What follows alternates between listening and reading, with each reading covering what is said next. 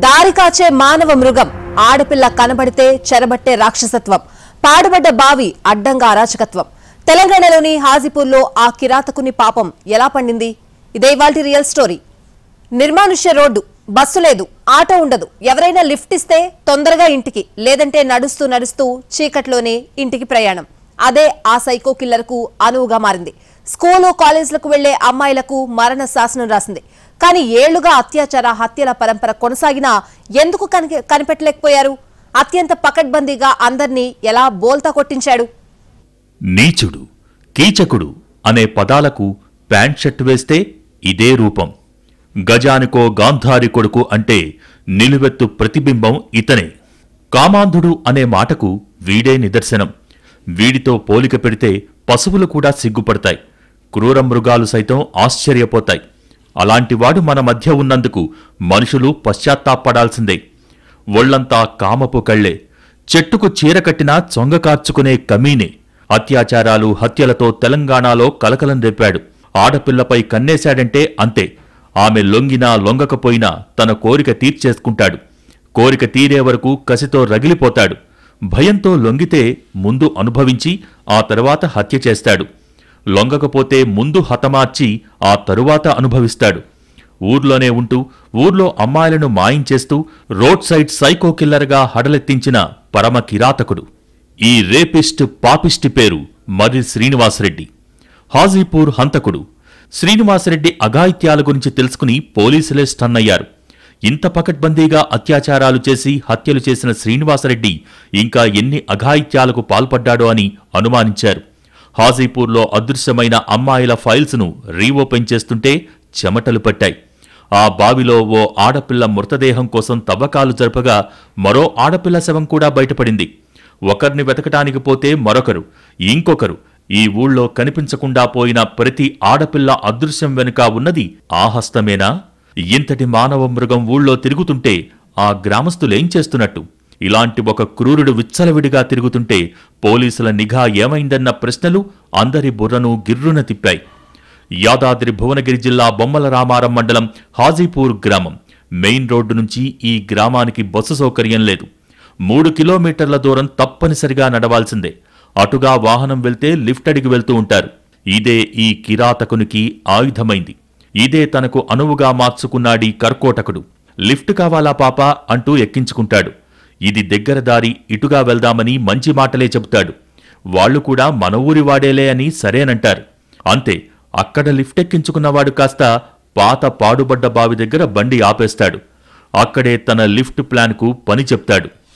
అప్పటి వరకు అమాయకంగా మొహం పెట్టినవాడు కాస్త క్రూరంగా మారిపోతాడు ఆమెను రెచ్చగొడుతూ లైంగిక దాడికి తెగబడతాడు అత్యాచారం చేస్తాడు అక్కడితో ఆగడు ఈ సైకో కిల్లర్ చంపేస్తాడు ఆ తరువాత ఆమెను నగ్నంగా మార్చి ఆ మృతదేహాన్ని 60 అడుగుల లోతైన బావిలో పడేస్తాడు అది తీవ్రంగా ఛిద్రమయ్యాక దానిలోకి దిగి అక్కడే ఆమె వస్తువులతో సహా పాతిపెడతాడు ఇలా ఒకట్రెండు కాదు 3-4 ఆడపిల్లల జీవితాలతో ఆడుకున్నట్టుగా బయటపడింది దీంతో గుండెలు బాదుకోవటం ఊరి జనం వంతైంది మన మధ్య అమాయకంగా తిరుగుతూ ఆడపిల్లల్ని చెరబడుతున్న కీచకుడు వీడేనా అంటూ ఆశ్చర్యపోయారు ఒక అమ్మాయి మిస్సింగ్ కేసులో ఇతని బండారమంతా బయటపడింది కాలేజీలకు వెళ్లిన అమ్మాయిల్లో కొందరు ఇంటికి రాలేదు దీంతో తల్లిదండ్రుల్లో టెన్షన్ పోలీసు కేసు పెట్టిన వారు కొందరు తమ అమ్మాయి ఎవరినో ప్రేమించి లేచిపోయిందని మరికొందరు భావించారు అయ్యో ఎక్కడికి పోయిందంటూ మరికొందరు తల్లిదండ్రులు నిట్టూర్చారు ఇంతే ఇకంతా పోలీసుల మీదే భారమేశారు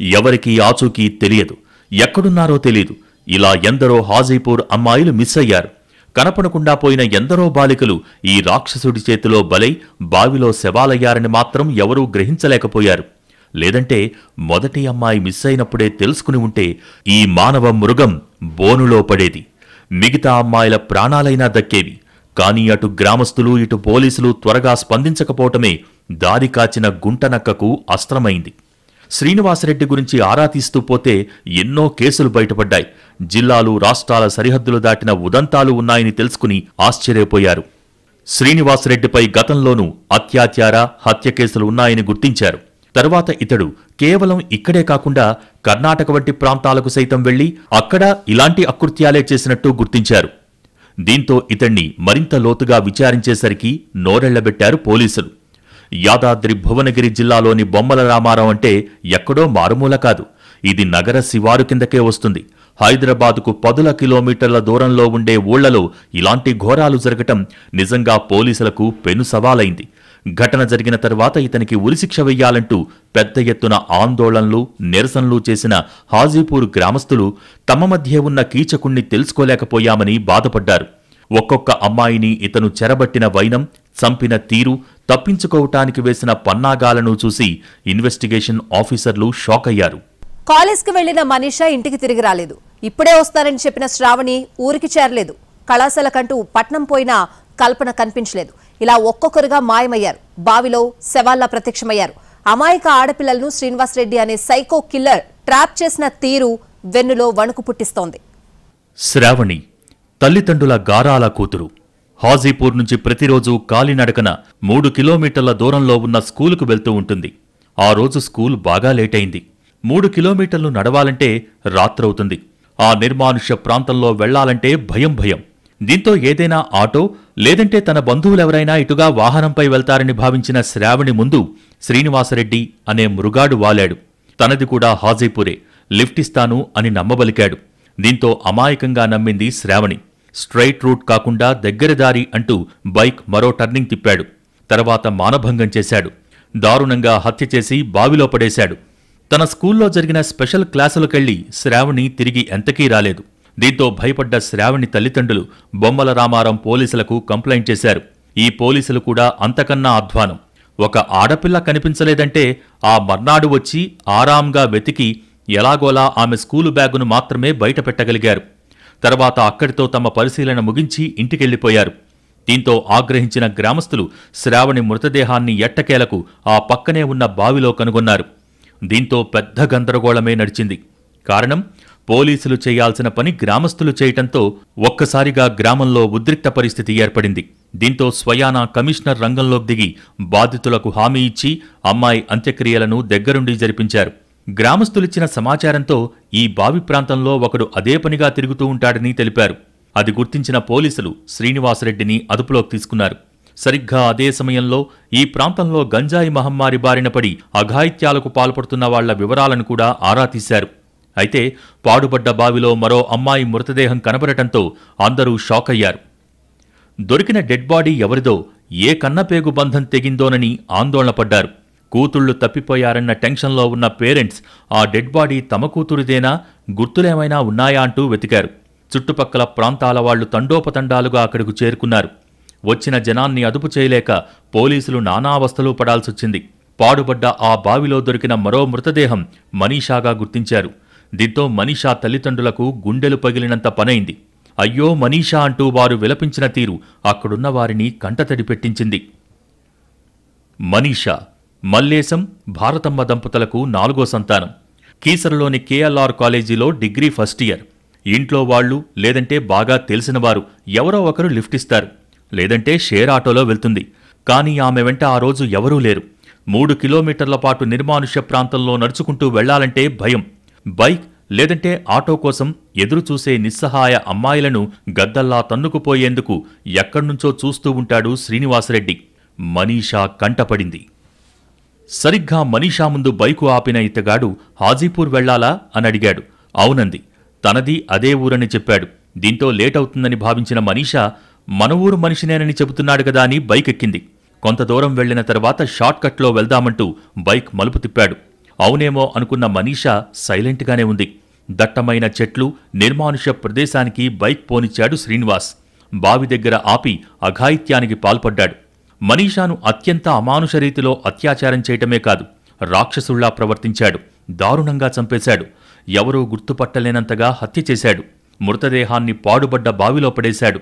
ఇటు తల్లిదండ్రులకు మాత్రం ఓ కిరాతకుని పంజాకు తమ కూతురు బలైందని తెలీదు. కాలేజీకి వెళ్లిన మనీషా తిరిగి రాకపోవటంతో ఆమె తన ప్రేమికుడితో వెళ్లిపోయిందేమో అనుకున్నారట. దీంతో పోలీసులకు ఫిర్యాదు చేయనేలేదు.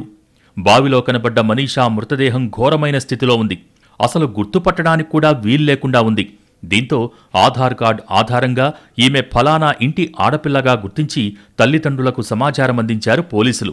హుటాహుటిన ఘటనాస్థలం చేరుకున్న తల్లిదండ్రులు తమ బిడ్డ మృతదేహం చూసి షాక్ అయ్యారు. అసలు చనిపోయింది తమ కూతురేనా? మృతదేహం మనీషాదేనా అంటూ కాసేపు డైలమాలో పడిపోయారు. ఎందుకంటే డెడ్ బాడీ అంతగా కుళ్లిపోయి కనిపించింది. చివరికి మృతదేహం మనీషాదేనని నిర్ధారణ కావడంతో పేరెంట్స్కు గుండె పగిలినంత పనైంది. వారి శోకాలతో ఆ ప్రాంతమంతా మారుమోగిపోయింది. మనీషా మృతదేహం వెతికే క్రమంలోనే మరో మృతదేహం కనపడటంతో పోలీసులు, స్థానికులు షాక్ అయ్యారు. కేవలం అస్థిపంజరాలే మిగిలాయి. అంటే శ్రావణి, మనీషాల కంటే చాలా ఏళ్ల ముందే జరిగిన ఘాతుకమని పోలీసులు అనుమానించారు. చివరికి కల్పన అనే అమ్మాయి మృతదేహంగా గుర్తించారు. హాజీపూర్లో ఉన్న అమ్మమ్మ ఇంటికి వచ్చిన కల్పన తిరిగి తన సొంత ఊరికి వెళ్తుండగా అదృశ్యమైంది. వెంటనే కుటుంబ సభ్యులు బొమ్మల రామారం పోలీసులకు ఫిర్యాదు చేశారు. 3 ఏళ్లపాటు విచారణ జరిగినా ఈ కేసులో ఎలాంటి ఆధారాలు దొరకలేదంటూ మూసివేశారు.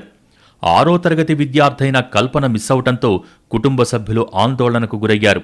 శ్రావణి, మనీషా మృతదేహాలు వెలుగులోకి రావటంతో కల్పనను కూడా శ్రీనివాసరెడ్డే హత్య చేసుంటాడని ఇటు కుటుంబ సభ్యులే కాదు, అటు గ్రామస్తులంతా అనుమానించారు. అందరూ అనుకున్నదే నిజమైంది. పోలీసుల విచారణలో నిందితుడు శ్రీనివాసరెడ్డి కల్పనను సైతం అత్యంత దారుణంగా అత్యాచారం చేసి హత్య చేయటంతో పాటు గోనె సంచిలో మృతదేహాన్ని ఉంచి బావినీళ్లలో పడేశానని పోలీసుల ముందు ఒప్పుకున్నాడు. దారుణ హత్యకు గురైన శ్రావణి బ్యాగ్ ఎక్కడైతే దొరికిందో అదే బావిలో కల్పనను హత్య చేసి పడేసినట్టు పోలీసుల ముందు వెళ్లగక్కాడు. కల్పన తల్లిదండ్రులు, బంధువుల రోదనలతో ఊరంతా దుఃఖసాగరమైంది. దాదాపు 4 ఏళ్లుగా కల్పన మృతదేహం బావిలోనే ఉండటంతో దారుణాతి దారుణ స్థితిలో ఉంది. బాగా కుళ్లిపోయింది. ఎముకలు మాత్రమే మిగిలాయి. దీంతో ఆ అస్థిపంజరం మనుషులదేనా, జంతువులదా అంటూ అనుమానాలు వ్యక్తమయ్యాయి. బావిలోకి దిగి కల్పన అస్థిపంజరాలను వెలికితీసి ప్రభుత్వాసుపత్రికి తరలించారు పోలీసులు. DNA ఆధారంగా కల్పన మృతదేహాన్ని గుర్తించారు. ఇలా ఒకే గ్రామానికి చెందిన 3 అమ్మాయిలు ఓ మురుగాడి కాటుకు బలయ్యారు. టెక్నాలజీ పెరిగింది. క్రిమినల్స్ ఇక తిరగటానికే హడలి చచ్చే రోజులొచ్చేశాయి. అడుగడుగునా సీసీ కెమెరాల నిఘా, ఫేస్ రికగ్నిషన్ టెక్నాలజీ, గట్టి బందోబస్తు. గంటల్లో పోలీసులు నిందితుల భరతం పట్టేస్తున్నారు. శ్రావణి అనే అమ్మాయిని హతమార్చిన ఒక నిందితుడు ఆ వెంటనే మనీషా అనే మరో అమ్మాయిని ట్రాప్ చేసి అంతకంటే 4 ఏళ్ల ముందు కల్పనను హత్యాచారం చేసి ఆపై హత్య చేసి ధైర్యంగా తిరుగుతున్నాడంటే లోపం ఎవరిది, ఎక్కడిది? అతడంత యథేచ్ఛగా తిరిగేస్తుంటే ఎవ్వరికీ ఎందుకు అంతుచెక్కలేదంటూ పెద్ద ఎత్తున చర్చ జరిగింది. అత్యాచారం, ఆ తర్వాత హత్య చేసి ఇదెక్కడ బయటపడుతుందో అన్న కనీస భయం లేకుండా శ్రీనివాసరెడ్డి అనే కిరాతకుడు ఒక అమ్మాయిని రేప్ కమ్ మర్డర్ చేశాక మరొక అమ్మాయిని బుట్టలో పడేయటం, అంతే, మరే భయాలూ లేవు. పోలీసులున్నారు, వాళ్లతో తనకు ఎప్పటికైనా డేంజరే అన్న కనీస స్పృహ కూడా లేదు.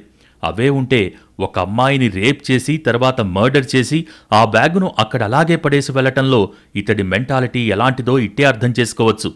బావిలో పడేసి ఆ డెడ్ బాడీని సగం పూడ్చి ఇంటికెళ్లటం చూస్తుంటే ఇతడికి ఎంత కండకావరమంటూ స్థానికులు తిట్లు, శాపనార్థాలు పెట్టారు. గతంలో ఇలాగే కర్నూలు వెళ్లగా అక్కడ ఒక వేశ్యను మాట్లాడుకున్నాడు. డబ్బుల దగ్గర తేడా రావటంతో ఆమెను హత్య చేశాడని, ఆ డెడ్ బాడీని 3 ముక్కలుగా చేసి గుర్తుపట్టరాని విధంగా పాతిపెట్టాడని పోలీసులు తెలిపారు. శ్రీనివాసరెడ్డి అనే సైకో కిల్లర్ జాతకం వెలికితీస్తే విస్తుపోయే వాస్తవాలు వెలుగులోకొచ్చాయి. ఇంత కిరాతకంగా ఎలా మారాడు, అతని నేపథ్యమేంటి అంటూ విచారించిన పోలీసులు సంచలన విషయాలు రాబట్టారు. శ్రీనివాసరెడ్డి తాను ఏసీ మెకానిక్, లిఫ్ట్ మెకానిక్ నంటూ అందరి దగ్గర చెప్పుకున్నాడు. ఈ రెండూ చేస్తాడో ఏదో ఒకటి చేస్తూ మార్చి చెబుతుంటాడో తెలీదు కానీ వరుస మానభంగాలు, మర్డర్లు చేస్తూ వచ్చాడు. ఇతన్ని సైకో కిల్లర్గా అభివర్ణించారు పోలీసులు.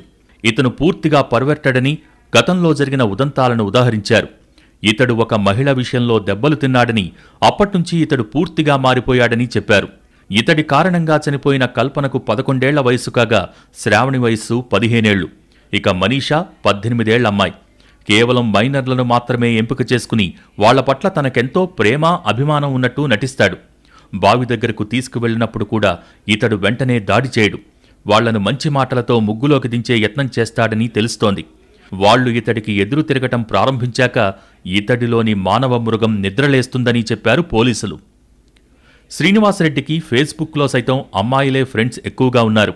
ఆ అమ్మాయిల అకౌంట్స్ అన్నీ దేశంలో వివిధ ప్రాంతాలకు చెందినవిగా గుర్తించారు. ఎప్పటికప్పుడు హాట్ ఫోటోలు అప్లోడ్ చేసే అందమైన అమ్మాయిల అకౌంట్లే ఎక్కువగా ఉన్నాయి. దీన్ని బట్టి అమ్మాయిలంటే శ్రీనివాసరెడ్డికి ఎంత పిచ్చో, అతగాడు కామంతో ఎలా రగిలిపోతాడో అర్థమవుతోంది. ఫేస్బుక్ ద్వారా ఫ్రెండ్షిప్ చేసిన అమ్మాయిల్లో ఎవరినైనా ఇతడు ఏమైనా చేశాడా అనే కోణంలోనూ పోలీసులు ఆరా తీశారు. కర్నూలులో ఒక మహిళను హత్య చేసిన కేసులో బెయిల్పై విడుదలై స్వగ్రామమైన హాజీపూర్ వచ్చి మళ్లీ తన నేర ప్రవృత్తిని కొనసాగించాడు. గతంలో తాను చేసిన నేరాలు అన్నింటినీ ఒప్పుకున్నాడని, ఒక్కడే ఈ నేరాలన్నింటినీ చేసినట్టు తెలుస్తోందని, ఇతడి కేసులను సైంటిఫిక్గా నిరూపించడానికి ఎంతో పరిశోధన అవసరమైందని తెలిపారు. మనీషా, కల్పనల ఎముకలు మాత్రమే దొరికాయని, వీటిని ల్యాబులకు పంపి నేరాన్ని నిరూపించాల్సి వచ్చిందని వెల్లడించారు. ఫోరెన్సిక్ రిపోర్ట్లో కూడా శ్రీనివాసరెడ్డే ఈ దారుణాలకు పాల్పడ్డట్టు తేలింది. శ్రీనివాసరెడ్డి సెల్ఫోన్లో ఉన్న మెసేజ్లు, వీడియోలను బట్టి కూడా అతనే ఈ ఘాతుకాలకు పాల్పడ్డట్టు స్పష్టమైంది.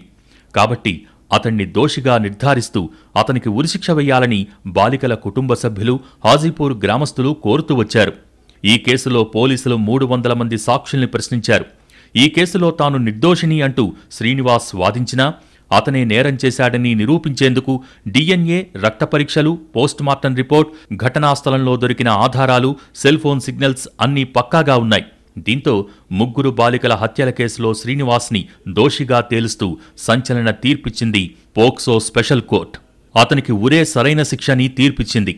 శ్రావణి కేసులో ఉరిశిక్ష, కల్పన కేసులో ఉరిశిక్ష, మనీషా కేసులో జీవిత ఖైదు విధించింది.